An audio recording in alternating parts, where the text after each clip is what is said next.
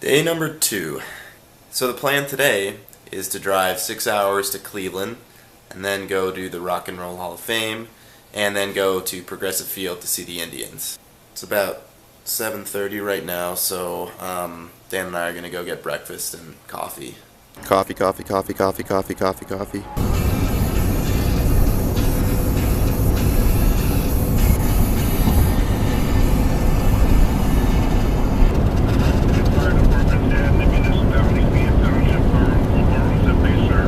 So right now Dan and I are about halfway through the state of Pennsylvania according to Google Maps, and it's pretty early, 9:54, so I don't know, hopefully we'll be there by like 2:30-ish, and then we'll check out Rock and Roll Hall of Fame and finally go to the game.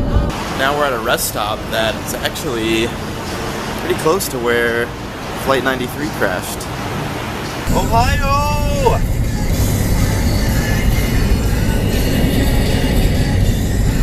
And now we're in Cleveland. Funny moment, on the ride over we stopped at a Starbucks, and the Starbucks cashier asked us where we were going, so I told her we were on our way to Cleveland. She just looks at us and says, "I'm so sorry." Yeah, we're going.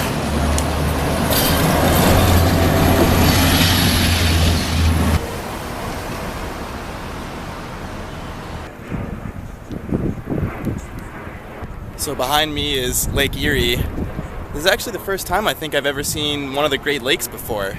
Actually, now that I think about it, I might have seen Erie before. I don't know, my mom would know. Gotta say, I really like my first impressions of Cleveland. It's right by the water, it looks pretty, at least the parts that I've been to. Now I'm in the Rock and Roll Hall of Fame. Dan actually is not here with me. He went to the Cleveland Public Library. Classic Dan. Walked into the sounds of Led Zeppelin and Jefferson Airplane. These are my kind of people. I have the musical tastes of a 50-year-old man, but I'm okay with that.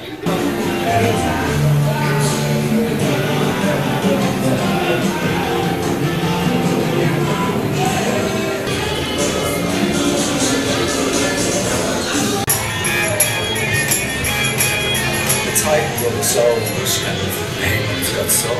It's a lot of soul records. It's a spoonful of that. So some music, very us, very wacky. The mellotron that John Lennon used in Strawberry Fields. The old kind of sort of operatic kind of structure, which was quite nice. It's got rid of all these songs in good weather.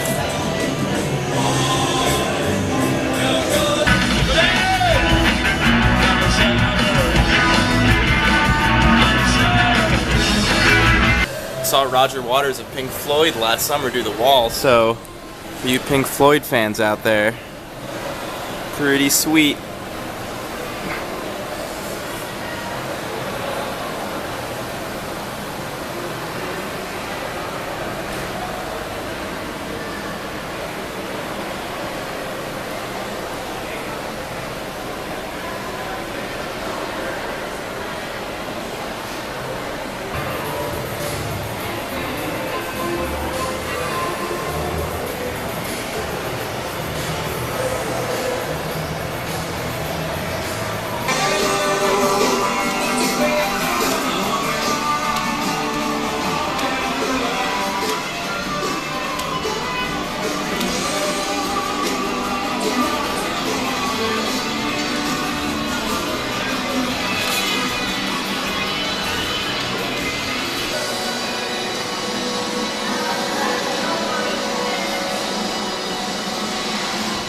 Take it down like a staple city. What's up in the tank? And I know that I'm give me some power.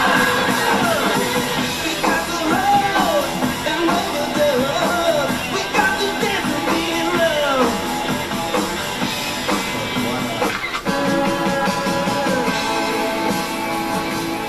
That was great. You know, the Rock and Roll Hall of Fame has always been one of those places that I've wanted to visit for a really long time, so it's a great experience to actually see it. Also made a few impulse purchases.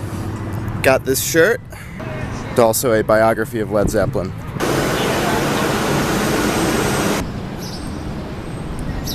Shout out to you, guy. Hope you're watching. Now Dan and I are walking to Progressive Field. I strategically bought tickets in section 183 in the left field bleachers because that is where John Adams sits. And if you don't know who John Adams is, I'll put a link to his bio in the description. He's been going to Indians games since 1973, the last 40 years, and he plays a bass drum at every game, really loud. You can usually hear it on the broadcasts, and hoping to say hi and meet him at some point.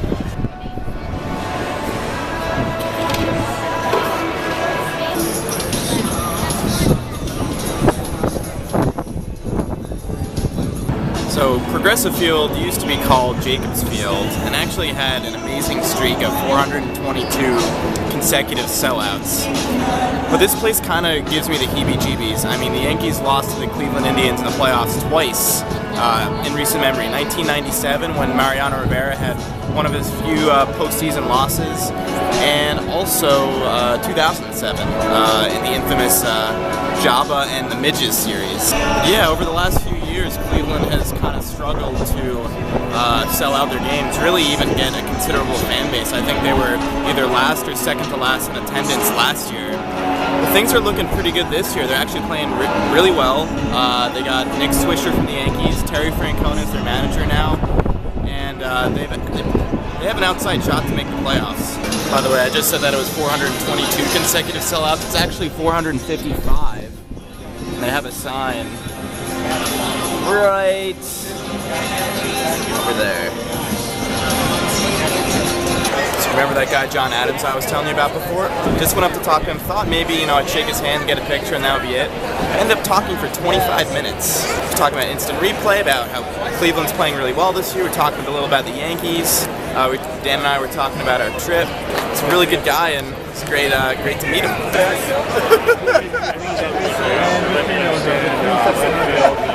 He said he's missed 38 games in the last 40 years, since 1973.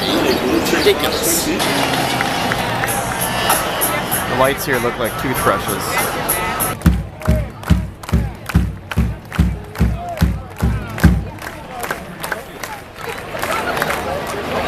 And now the game is over. Final score, Cleveland Indians 7, Cincinnati Reds 1. And finally we are at our hotel. It's a Super 8. Only the finest. Alright, that's it for today. Tomorrow we're going to Chicago early.